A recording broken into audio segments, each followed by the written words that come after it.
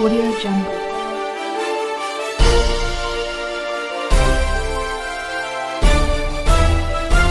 Audio Jungle.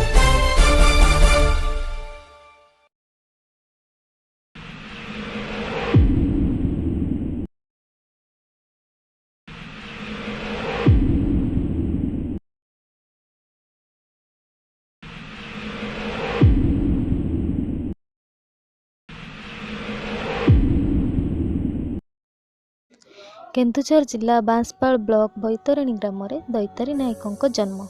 ପାହାଡ଼ିଆ ଜମିରେ ଜଳସେଚନର ଅସୁବିଧା ହେଉଥିବାରୁ ସେ ଦୀର୍ଘ 3 କିମି ଦୂରରୁ ନିଜେ କେନାଲ ଖୋଳି ନିଜ ଜମିକୁ ଜଳସେଚନ କରିବା ସହ ଆଖପାଖର 70 ଏକର ଚାଷ ଜମିକୁ ଜଳସେଚନ କରାଇଥିଲେ।